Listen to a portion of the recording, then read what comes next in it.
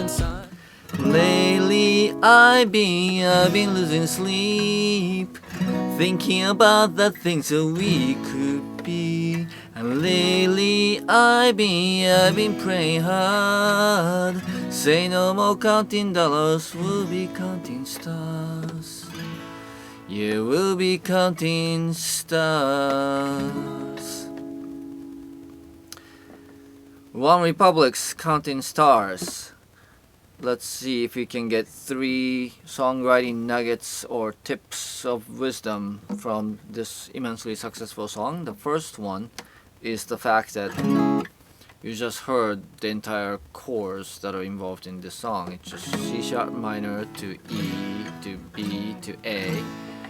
And you might not realize it because the verse, chorus, and pre-chorus and bridge, and there are a variety of melodies that sit on top, but fundamentally those are all the chords that are in this song. And when we think about songwriting, it's really easy to get in the pattern of, oh yeah, so we need a verse, and we need a chorus, and we need a bridge, and I use these chords in this other section, what are we gonna do here? And the songs don't necessarily have to have that many different things. A lot of times variation is more powerful than just coming up with new things.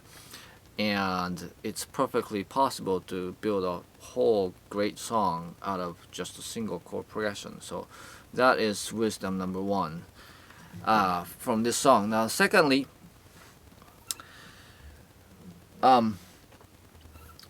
it starts with chorus, right? And okay, so that's been done before. It's not exactly unique that the song does start with the chorus, but start with the chorus and sung on an octave lower, and that totally sets up the song. Now to pull that off, your chorus have to bear being repeated that many times, and that coming back to it doesn't seem tired, and also but yet having the melody structured and arranged in such a way that there is still contrast of singing an octave lower and starting low key to set up more high energy song.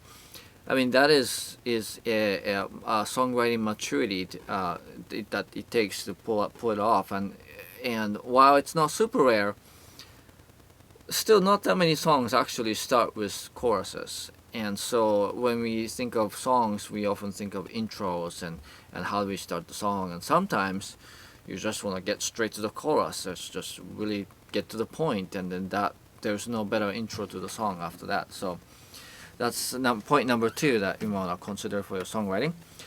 Finally, the melody, obviously, that sits on top of that single chord progression varies from verse to chorus to pre-chorus, but the verse isn't exactly a sort of a tune for melody. If you play that verse melody on a guitar or something, it doesn't sound all that attractive on its own. But then the tune changes with this sort of pre-chorus section that I'll play for you right now. On my guitar, it goes like this.